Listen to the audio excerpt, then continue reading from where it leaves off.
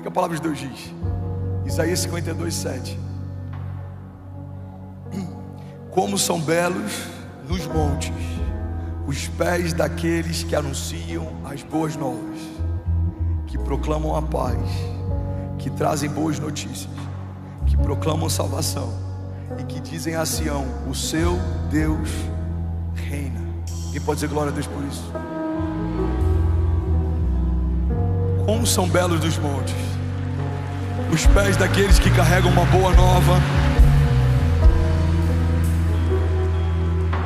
Sabe, uma das primeiras tentações de um jovem ministro, eu vou falar e você vai pensar talvez até no nome de alguns jovens pregadores.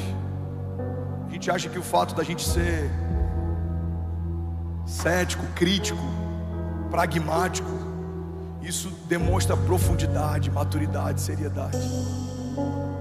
Tem pessoas que vão criticar minha teologia e vão dizer que eu sou triunfalista ou positivista.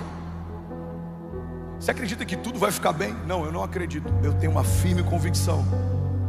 Mas isso não é positivismo, isso é coerência. O evangelho que me alcançou fala a respeito de um Deus que enfrentou a morte, mas ao terceiro dia venceu a morte para me dar acesso à ressurreição também. Fala a respeito de um Deus que caminhou sobre as águas, que falou com o mar e o mar ouviu e obedeceu. Falou com o vento ouviu e se aquietou. Falou com Lázaro, Lázaro ressuscitou. Falou com plantas e aquela figueira nunca mais gerou frutos. Fala a respeito de um Deus que supriu necessidades, que com 5 pães e 2 peixinhos alimentou multidões. Fala a respeito de um Deus que curou enfermos, paralíticos passaram a andar a partir de um toque. A sombra de Pedro, que antes era só um pescador de peixes, agora curava à medida que ele caminhava pelas ruas da cidade.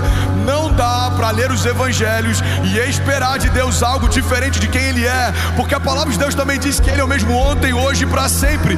Não há variação no seu humor, não há variação na sua personalidade, não há variação na sua conduta, não há variação nas realidades do reino de Deus. Não é um reino que muda de geração em geração, é um reino que se estabelece de geração em geração. Então não dá para ser pessimista carregando a própria vida de Deus dentro de si. Alguém está comigo? Diga amém. Não, Deus não nos chamou para sermos profetas do caos. E se tudo que você vê em relação à igreja é mal, é muito provável que o problema não seja a igreja que você vê, mas seja os seus olhos.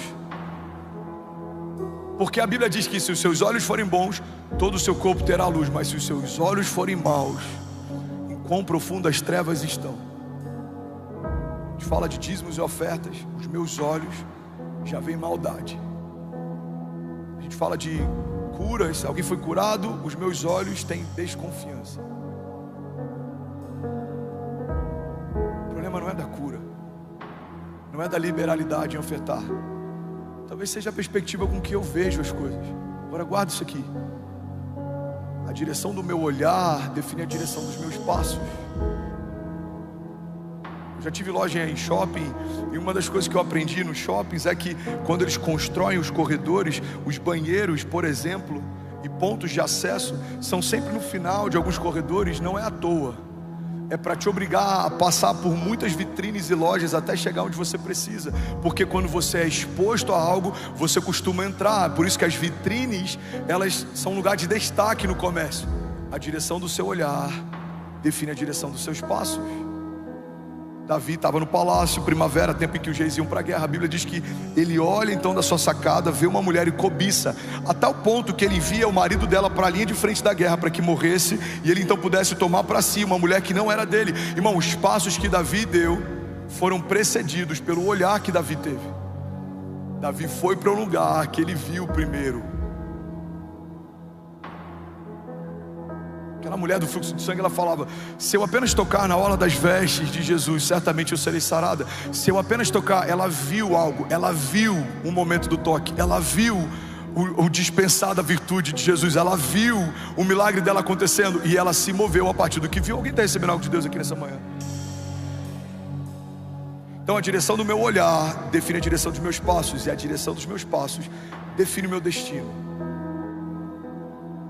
Irmão, poucas pessoas escolheram o inferno como destino.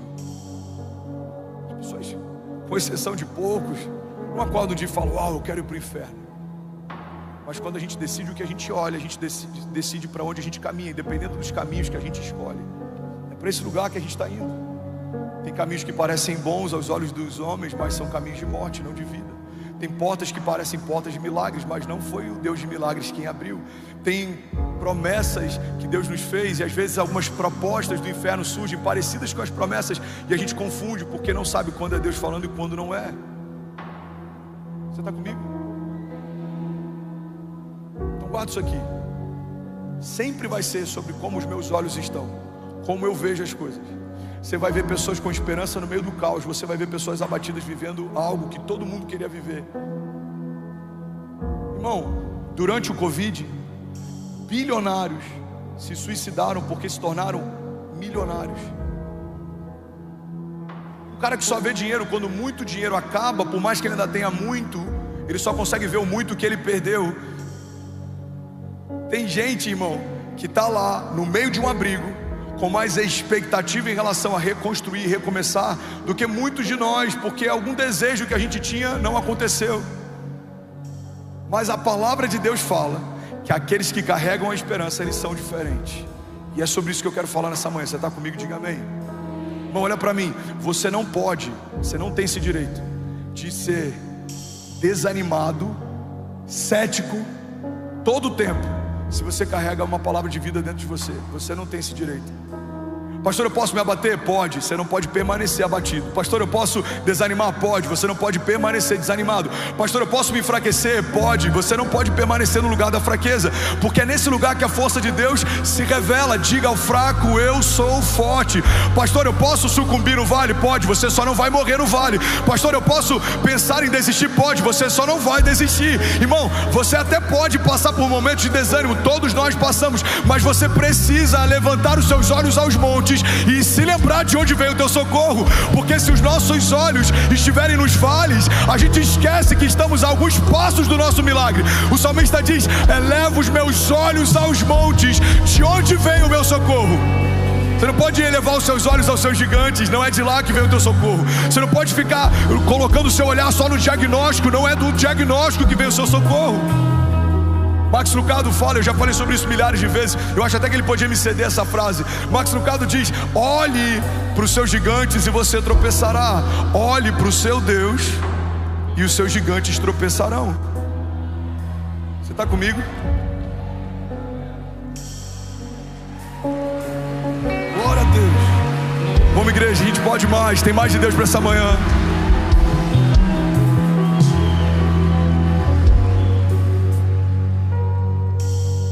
Fechando esse parêntese, Deus não te chamou para ser um teólogo chato de YouTube. Deus não te chamou para ser um crítico da igreja. Deus não te chamou para ficar falando daquilo que estão fazendo e você acha que está errado. Deus te chamou para carregar uma boa notícia. Me chamaram para participar de 2 podcasts de teólogos do YouTube. Eu falei: eu não vou perder meu tempo com alguém que não fala de Jesus para ninguém. Eles não ganham ninguém para Jesus, eles não manifestam nenhum milagre, eles não operam sinais e maravilhas, eles só criticam a pregação dos outros, eles são céticos, eles são cítricos. Irmão, Deus não te chamou para esse lugar de ceticismo. Deus te chamou para carregar esperança. As pessoas têm que sair melhor depois de uma conversa com você. As pessoas têm que sair com os olhos brilhando depois de uma palavra de sabedoria que você vai dar. Precisamos nos mover em esperança. Precisamos retomar a nossa identidade. Somos aqueles que não se curvam mesmo em meio a desafios. Somos aqueles que triunfam mesmo em meio a desertos. Somos a igreja de Jesus. Somos uma expressão do reino de Deus. E aonde o reino de Deus está, existe paz, justiça e alegria. Alguém comigo aqui, diga amém. Aleluia. Como são belos dos montes os pés daqueles que anunciam as boas novas, que proclamam a paz e que trazem boas notícias. Deus chamou para dar boas notícias, irmão. Vou falar de novo, alguém vai pegar isso daqui.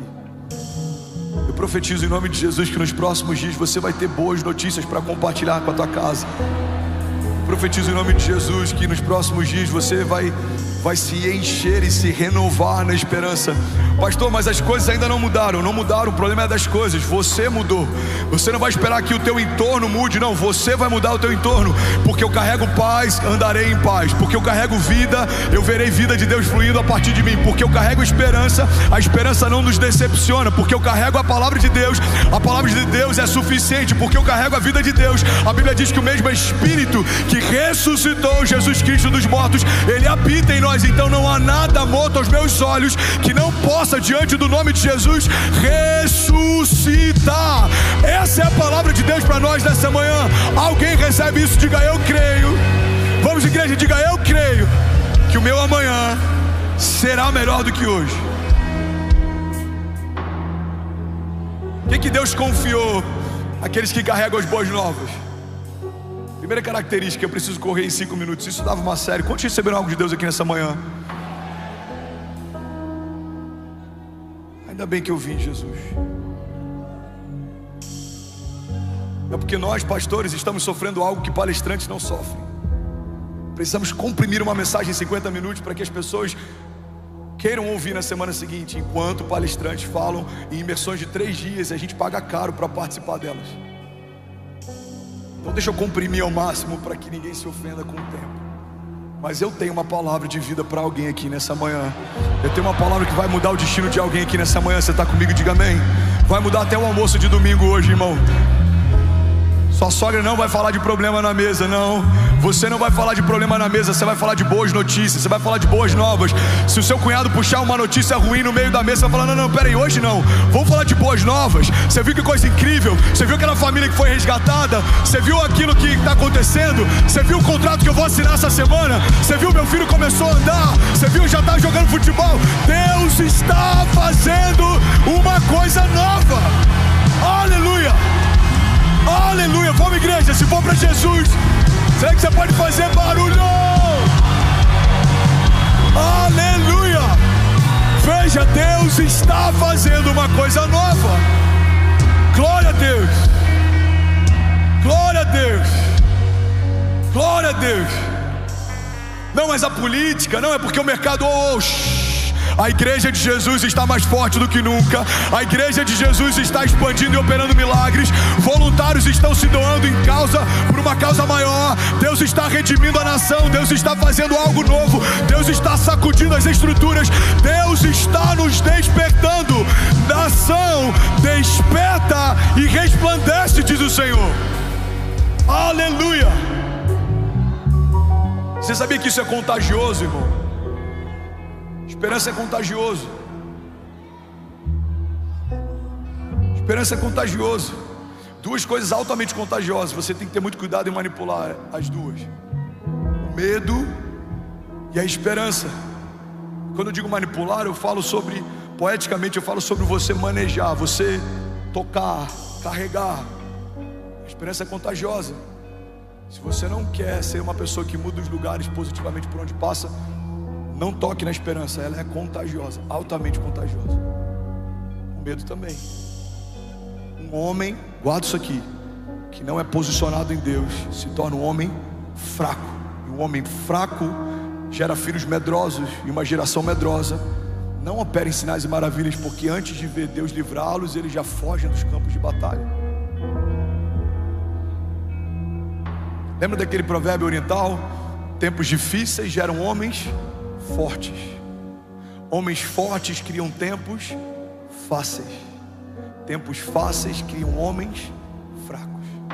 Homens fracos criam tempos difíceis. Quantos herdeiros perderam tudo? Não que deixa eu abrir um parênteses aqui. No Brasil, na cultura latina, a gente combate e a gente não celebra herdeiros, porque a gente acredita que eles não fizeram por merecer ter o que tem. Mas existe um mérito no herdeiro que conseguiu manter e até aumentar o que recebeu. Então, o Evangelho fala a respeito de herança.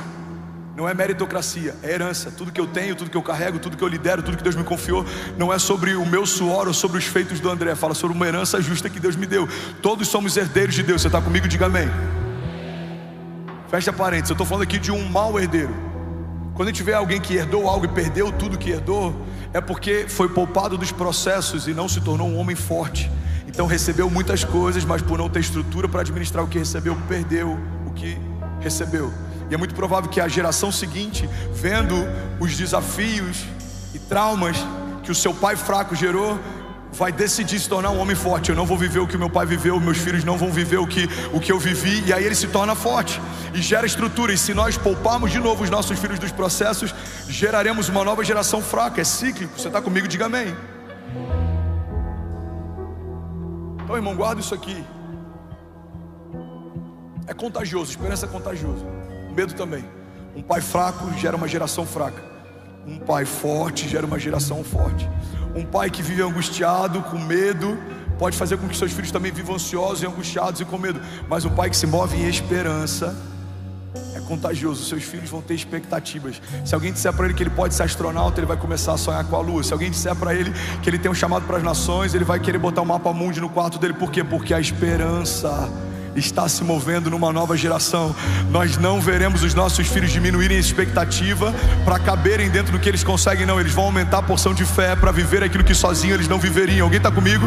Você não vai diminuir a sua expectativa, você vai aumentar o seu nível de fé. Você não vai crer em coisas menores para conseguir ver elas se cumprindo, não. Você vai aumentar o seu nível de fé para ver coisas impossíveis acontecendo naturalmente. Alguém comigo aqui, diga amém. Aleluia. Esperança é contagioso. Deixa eu compartilhar algo aqui, que eu nem ia falar sobre isso, mas eu sinto no meu espírito que está nascendo um movimento de esperança na nossa igreja. E eu quero ser muito vulnerável e dizer que está me afetando de formas que há bastante tempo não me afetava. E aí ontem eu estou saindo do hospital, estava eu, o Alê, que é um dos nossos pastores, e estava o Ari. A gente para no sinal, tinha um cara, 30 e poucos anos, com uma criança na canguta pedindo dinheiro, mas já era 1 da manhã e o menino era muito parecido com o Benício. E aí eu olhei e falei, caramba, ali essa hora, essa criança no colo com o pai. Aí abre o sinal, aqui você chama de farol, né? A gente segue. E aquilo me gerou um incômodo. Eu falei, Ali, eu preciso voltar, vamos voltar. A gente voltou. Paramos o carro, chamei o rapaz, falei, me fala a sua história. Me chamo fulano, tenho 4 filhos. Meus filhos estão dormindo naquela barraca ali na esquina. Eu só preciso de uma oportunidade. Falei, você tem problema com drogas? Já tive.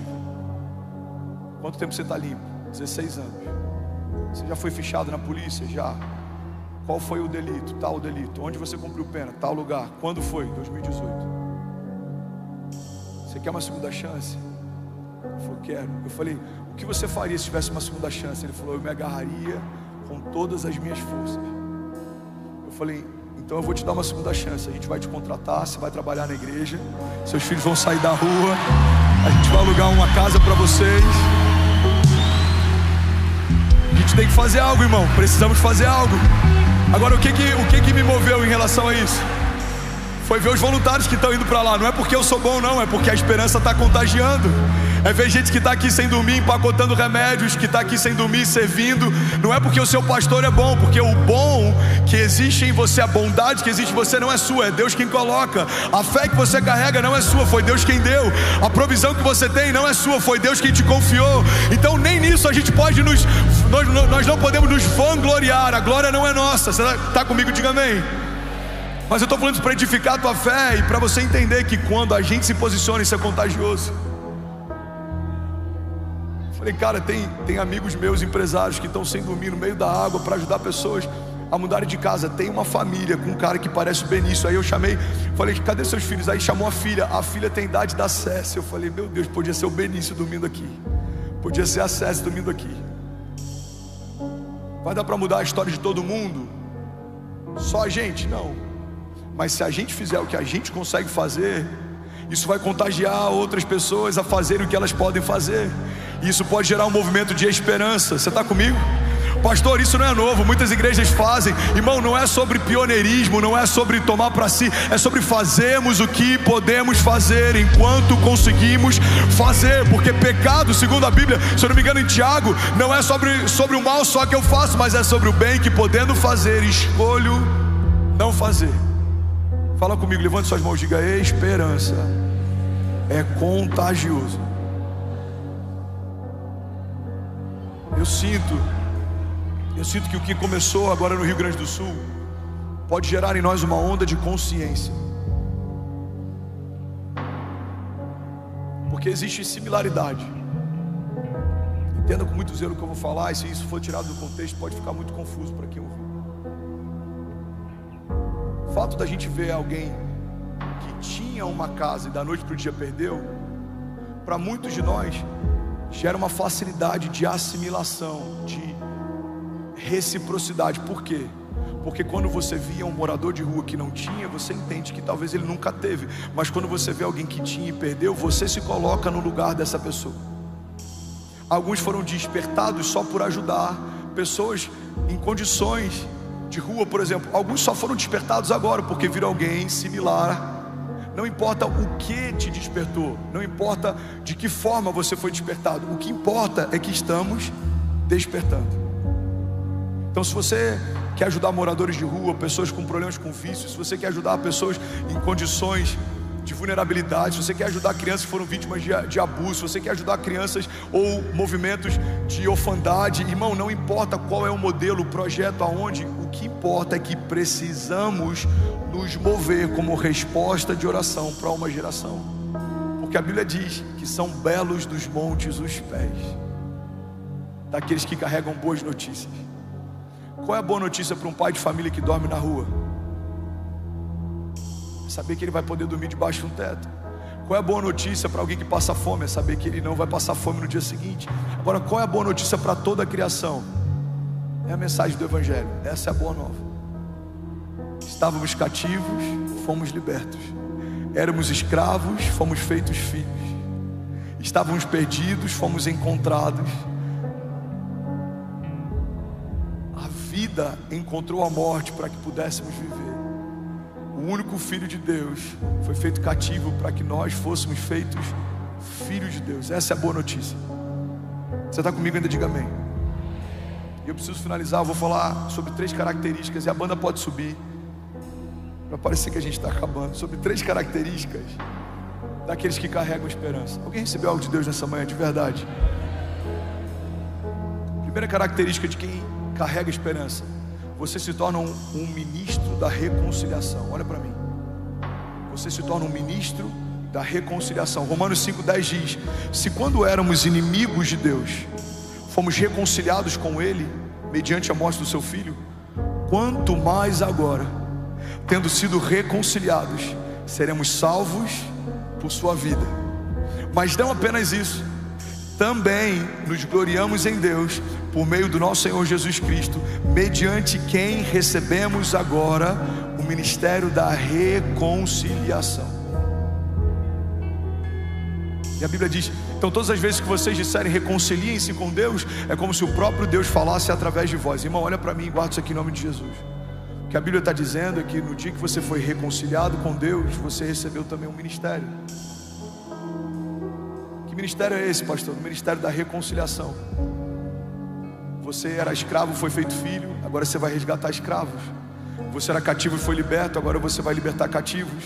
Você estava enfermo, foi curado, agora você vai curar enfermos. Você estava perdido, foi transformado, agora você vai transformar os perdidos. Alguém comigo aqui? Primeira coisa que acontece com quem carrega esperança: você se torna um ministro da reconciliação. Você está comigo? Diga amém. Segunda característica de quem carrega esperança: você se torna um pacificador. Fala com quem está do seu lado. Precisamos ser pacificadores. Bom, eu conheço um pastor que não fala com pastor. Eu já tive pastores que se tornaram um desafeto no ministério.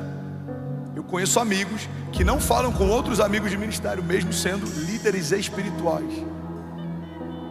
A Bíblia diz que nos últimos dias os homens serão, aí fala sobre várias características dos homens carnais nos últimos dias: avarentos, uma série de coisas, egoístas. Mas uma das características que sempre gera temor no meu coração, a Bíblia diz que serão irreconciliáveis. O que é alguém irreconciliável? É alguém que não reconcilia com ninguém. O orgulho não permite que ele se reconcilie com ninguém. Agora a Bíblia fala que os homens que carregam o coração do tipo de Deus são pacificadores. Não guarda isso aqui em nome de Jesus. Isso pode mudar a história da tua família, talvez de alguma relação familiar. Se você quer carregar esperança, você precisa ser um pacificador. Você não vai gerar contenda, você não vai colocar pilha na briga de ninguém. Você vai trazer uma palavra de vida, você vai cessar brigas. A palavra dura incita a ira, mas a palavra branda, ela desvia o furor. Você vai ter uma palavra certa na hora certa. Alguém recebe isso aqui em nome de Jesus? Você vai ser um agente de paz. Você vai entrar em lugares que pessoas não se falam, vão passar a falar porque você chegou. Você vai entrar em lugares de crise, as crises vão cessar porque você chegou. Você vai entrar em empresas, talvez o ambiente é tóxico, o ambiente vai se tornar saudável porque você chegou. Você vai se aproximar de pessoas que não conseguem perdoar os pais, não tem uma boa relação com o pai, com a mãe. Vai ser restaurada essa relação. Por quê? Porque você chegou.